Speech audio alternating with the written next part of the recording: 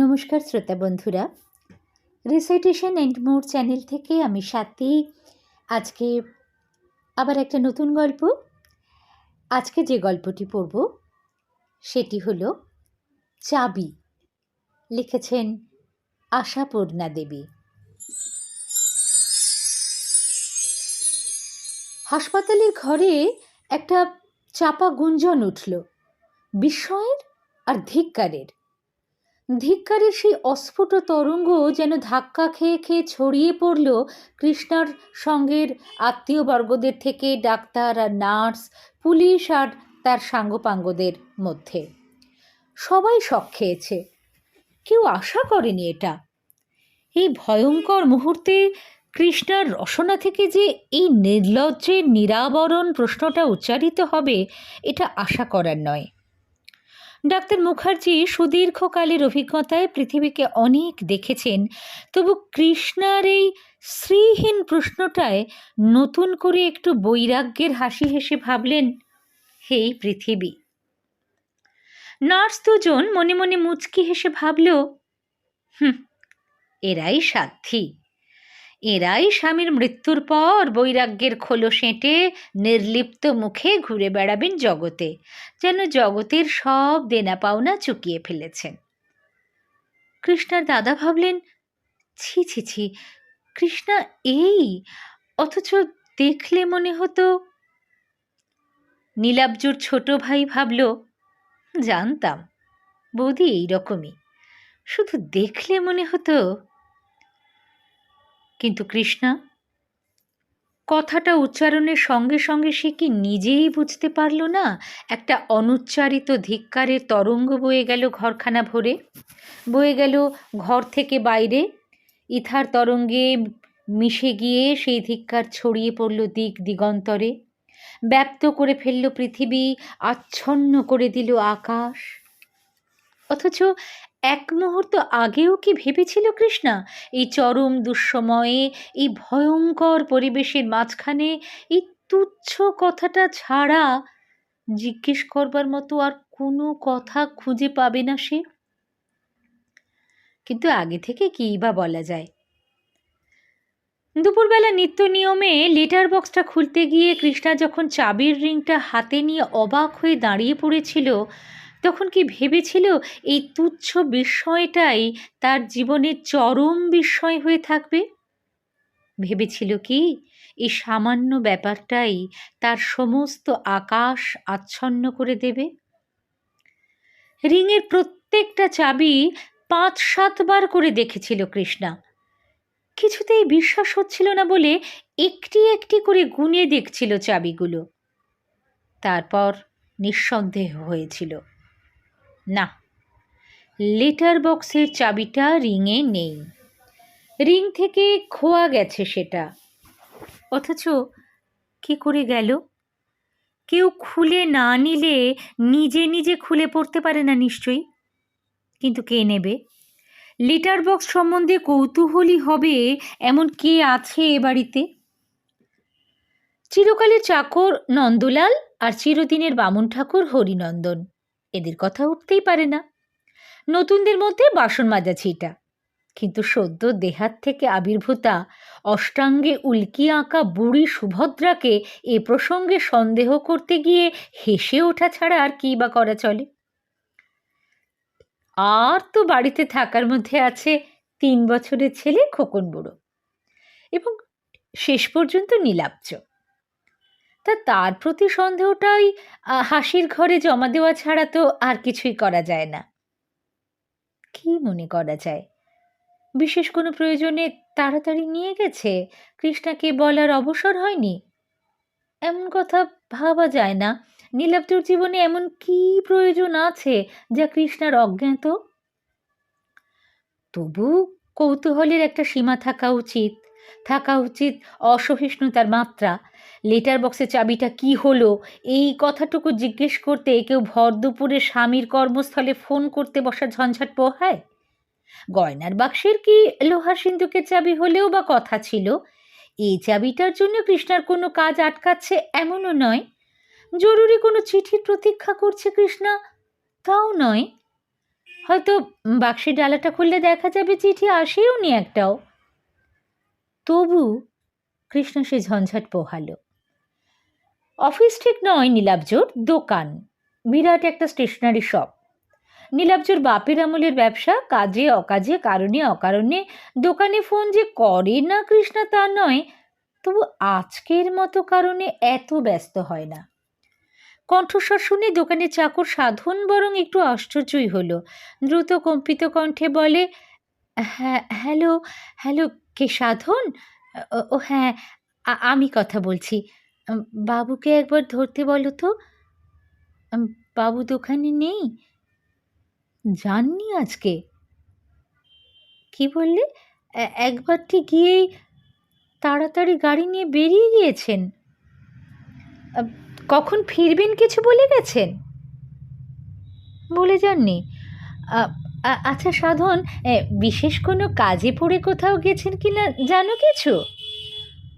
জানো না? আচ্ছা, ফিরলে একবার বাড়িতে ডাকতে বলো।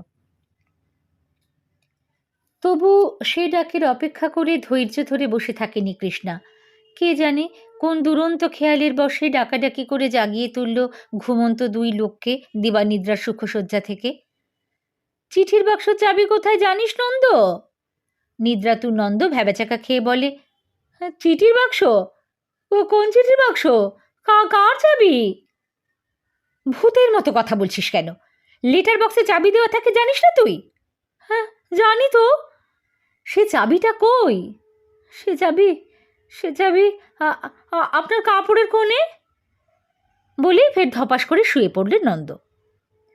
ঘুমই হচ্ছে মুখ পোড়ার জম, এত ঘুমোতেও পারে বলে নন্দলালের প্রতি বিরক্ত চিত্ত কৃষ্ণা হরিনন্দনকে ডাকে চেঁচিয়ে, ঠাকুর ঠাকুর বলে, দিনের বেলা তোমাদের এত ঘুম কিসের বাপু? একটা কাজে পাবার জো নেই। হরিনন্দন উঠে পড়ে নম্রভাবে দাঁড়ায়। অতএব কৃষ্ণাকেও একটু নম্র হতে হয়। নরমভাবে বলে, আচ্ছা ঠাকুর, এই চিঠির বাক্সর চাবিটা কোথায় জানো? না বৌমা। কোন চাবির কথা বলছি বুঝতে পারছো তো? আমারই এই রিংয়ে থাকে। হঠাৎ দেখতে পাচ্ছি না বাপু। লোহার সিন্ধুকের চাবি নয় যে পুরনো লোক মণিবাণীর এ প্রশ্নে অপমানিত বা আহত হবে, তাই ভেবেচিন্তে বলে, খোকাবাবু ফেলে দিয়েছে সম্ভব। তোর খোকাবাবু খুলবে কি করে? বলে চলে যায় কৃষ্ণা। পুরোপুরি রিংটাই যদি নিরুদ্দেশ হতো তাহলে খোকাকেই আসামি করা যেত, সন্দেহ নেই, কিন্তু এতে হয় না। দোতলায় উঠে গিয়ে আর একবার রিসিভারটা হাতে তুলে নিল কৃষ্ণা। তুলে নিয়েই কি ভেবে কে জেনে রেখে দিল। থাকে, আর হইচই করে কাজ নেই, আসুক নীলাব্জ। কিন্তু কিছুতেই কেন স্বস্তি আসে না। ছোট্ট পাতলা একটা পিতলের চাবির চিন্তা কৃষ্ণার দিবানিদ্রা সুখহরণ করে নিল কেন? শুয়ে পড়েছিল, আবার ধর্মর করে উঠে পড়ল। তাই তো, এটা তো এতক্ষণ মনে পড়েনি। যাক, মনে যখন পড়েছে তখন চেষ্টায় ক্ষতি কি। অতএব বাড়িতে যেখানে যত চাবি ছিল সবগুলো নিয়ে নিচে নেমে যায় কৃষ্ণা, দেখে প্রত্যেকটি ঢুকিয়ে। কিন্তু না, ছোট্ট পাতলা একটি পিতলের চাবির অভাব কেউ পূরণ করতে পারে না। গোটা কয়েক স্ক্রু খুলে ফেললেই খুলে ফেলা যায় বাক্সে ডালাটা। নন্দকে বললে নন্দই পারে খুলে দিতে, কিন্তু বলবে কোন মুখে? অকারণে একদিন একটু চঞ্চল হয়ে উঠেছে বলেই তো সত্যি পাগল হয়ে যায়নি কৃষ্ণা। নন্দকে যা তা বলে বোঝানো যেতে পারে, কিন্তু নীলাব্জকে? ও যখন বাড়ি এসে কৃষ্ণার এই অসহিষ্ণুতার পরিচয় পেয়ে অবাক হয়ে যাবে, বিস্মিত প্রশ্নে বলবে, সে কি ঘণ্টা 4-5 সবুজ হইল না তোমার? তখন কি উত্তর দেবে কৃষ্ণা? আর কিছু করার নেই, মনকে বোঝাতে চেষ্টা করে কৃষ্ণা। হয়তো দোকানের কোনো ড্রয়ার কি বাক্সর চাবিটাবি হারিয়ে গেছে, হয়তো ছোট্ট পাতলা পিতলের চাবিটা তাতে লাগতে পারে, এই আশায় ওটা খুলে নিয়ে গেছে নীলাব্জ। হয়তো তাড়াতাড়িতে আর বলে যাবার সময় পায়নি। হয়তো এই ভেবেছে একবেলা লেটার বক্সটা না খুলতে পারলে বা কি এমন রাজ্য রসাতলে যাবে। তবু কিছুতেই কেন কে জানে স্বস্তি আসে না, কেবলই যেন মনটা হারিয়ে যায়। দিনটাও কি তেমনি, মেঘলা মেঘলা, ছায়া ছায়া, হাওয়া বইছে, প্রায় শীত শীত করে, এমনই শিরশিরে উদাস উদাস। এমন দিনে যেন মনটা অকারণে ভারাক্রান্ত হয়ে ওঠে। ইচ্ছে করে বাড়ি ছেড়ে কোথাও বেরিয়ে পড়তে, ইচ্ছে করে জানলার মধ্যে থেকে আকাশের টুকরো টুকুর দিকে তাকিয়ে ঘন্টার পর ঘন্টা অলসভাবে শুয়ে শুয়ে মন গড়া দুঃখের কথা ভাবতে। যে দুঃখ জীবনে নেই, যে দুঃখ জীবনে আসবার কোনো সম্ভাবনা নেই, তেমনই এক দুঃখের ভারে ভারাক্রান্ত হয়ে ওঠে কৃষ্ণা, আজকের মেঘ ভারাক্রান্ত আকাশের মতোই। এমনও তো হতে পারে কৃষ্ণাকে হঠাৎ সন্দেহ করতে শুরু করেছে নীলাব্জ, তাই হয়তো লেটার বক্সের চাবি নিজের হাতের মুঠোয় রাখতে চায় সে, দেখতে চায় কখন কোথা থেকে কি চিঠি আসে। না, এ কল্পনায় বিরক্তি আছে, বিলাস নেই। সত্যকার দুঃখ না থাকলেই বোধ করি দৈবাত এমনই এক মেঘমেদুর দিনে দুঃখের বিলাসে সাধ যায়। সেই সাধেই ভাবতে বসে কৃষ্ণা। চিরদিন নীলাব্জ ফাঁকি দিয়ে এসেছে তাকে, ভালোবাসার ভান করে অপমান করে এসেছে চিরদিন। নীলাব্জর মর্মে যার আসন পাতা, সে কৃষ্ণা নয়, আর কেউ। ভাবতে থাকে হয়তো দীর্ঘকালের ব্যবধানে এতদিনে আবার হঠাৎ কোথাও নীলাব্জর দেখা হয়ে গিয়েছে তার সঙ্গে।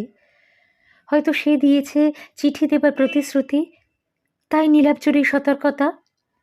হয়তো দুজনে হাসাহাসি করেছে কৃষ্ণাকে নিয়ে, বলাবলি করেছে কৃষ্ণা কি নির্বোধ, কাঁচে আর কাঞ্চনে প্রভেদ বুঝতে পারে না সে, সমাদর আর সদ্ব্যবহার এই পেয়ে সে ধন্য। কে জানে, হয়তো দোকান পালিয়ে তার সঙ্গে দেখা সাক্ষাৎ করতে গেছে নীলাব্জ। হয়তো এমন প্রায়ই যায়, নিঃসঙ্গ কৃষ্ণা জানতেই পারে না। কোথায় সে জায়গা, কোনখানে? শহরের মধ্যে, শহরতলিতে, শহর ছাড়িয়ে অনেক দূরে? কৃষ্ণা তত দূরে পৌঁছতে পারবে না। কিন্তু পৌঁছেই বা কী করবে কৃষ্ণা? নিজের চোখে নিজের পরাজয়ের দৃশ্য দেখতে যাবে? নির্বোধ বলে কি এমনই নির্বোধ সে? নীলাব্জ এমন, নীলাব্জ এত মিথ্যেবাদী? এই নীলাব্জকে প্রাণ দিয়ে ভালোবাসে কৃষ্ণা।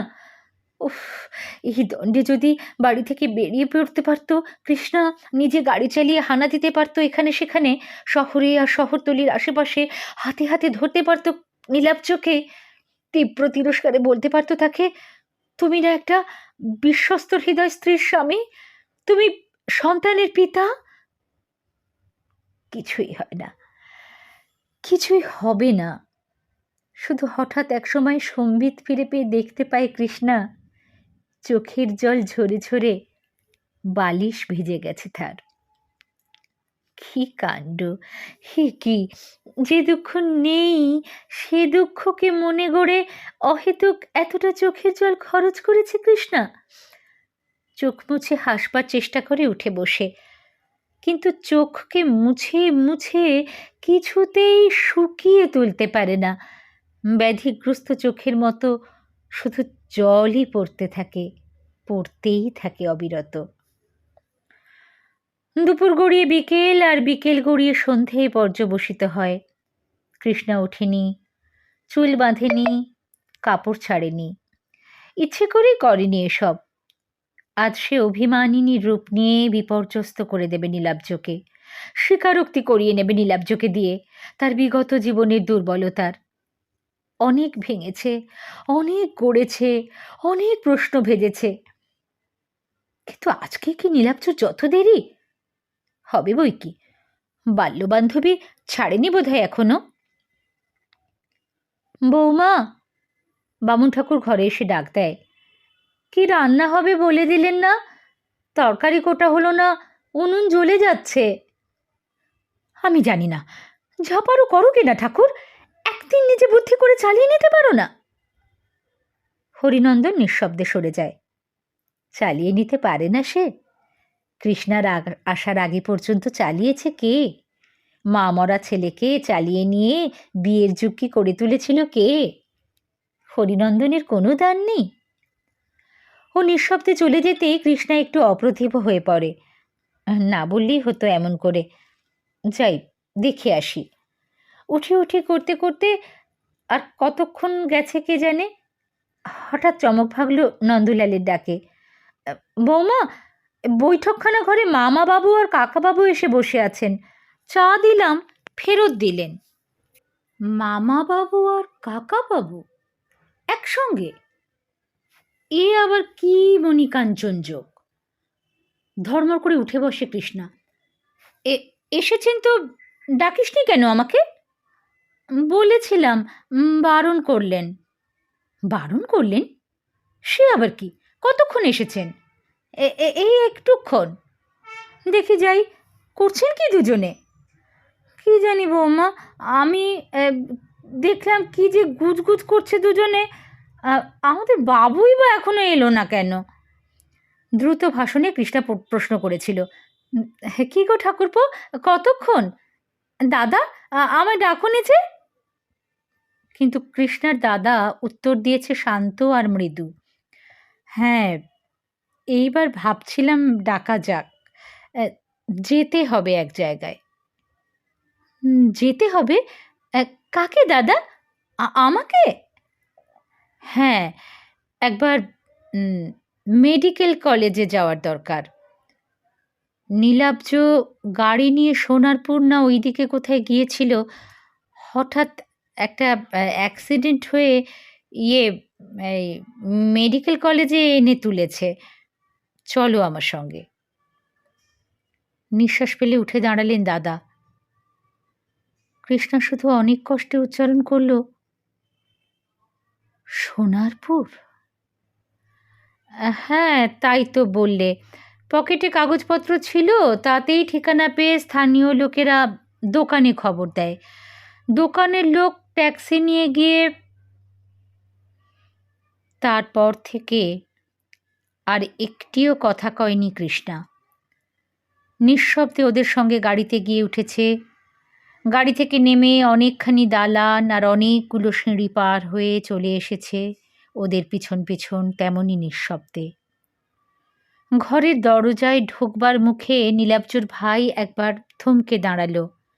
ইস্পাতের মতো মাজা ঠান্ডা স্বরে বলল, একটু শক্ত হবেন বৌদি, অধৈর্য হয়ে লাভ নেই। লাভ? ও কি তাহলে বুঝতে পেরেছে সারা রাস্তা কৃষ্ণা শুধু লাভ লোকসানেরই হিসাব কষতে কষতে এসেছে? শূন্য দৃষ্টিতে ওর মুখের দিকে একবার চেয়ে দেখল কৃষ্ণা। কৃষ্ণার দাদা পিঠের ওপর আস্তে একটু হাত রাখলেন। থাক এইটুকু স্নেহ স্পর্শ, বেদনাবিধুর সহানুভূতিতে কোমল। আবার এ এক প্রকার প্রস্তুতিও বটে। হাহাকার করে যদি আছড়ে পড়তে চায় কৃষ্ণা স্বামীর মৃতদেহের উপরে, তখন আগলে রাখতে হবে এই হাত দিয়ে স্বামীর আশ্রয়হারা নারীকে বাল্যের আশ্রয়ে ফিরিয়ে নিয়ে যাবার আশ্বাস থাকে যে হাতের স্পর্শে। কিন্তু কৃষ্ণা কি সেই প্রস্তুতিকে কাজে লাগাতে দিয়েছিল?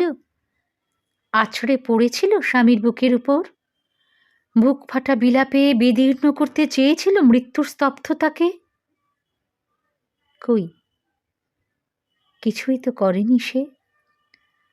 শুধু ঘরে ঢুকেই চাদর ঢাকা মূর্তিটার দিক থেকে চোখ সরিয়ে নিয়ে ডাক্তারবাবুর দিকে তাকিয়ে একটা প্রশ্ন করেছিল, অপ্রত্যাশিত আর নিরাবরণ প্রশ্ন, যে প্রশ্নের সঙ্গে সঙ্গে বিস্ময়ের আর ধিক্কারের একটা চাপা গুঞ্জন ছড়িয়ে পড়েছিল সারা ঘরে, ঘর থেকে বাইরে। প্রশ্নের সুরের মধ্যে ব্যগ্রতাটুকুও ঢাকতে পারেনি কৃষ্ণা। বিনা ভূমিকায় বলে বসেছিল, ওকে যখন প্রথম পেয়েছিলেন ওর পকেটে একটা চাবি দেখেছিলেন, ছোট্ট পাতলা পিতলের চাবি একটা।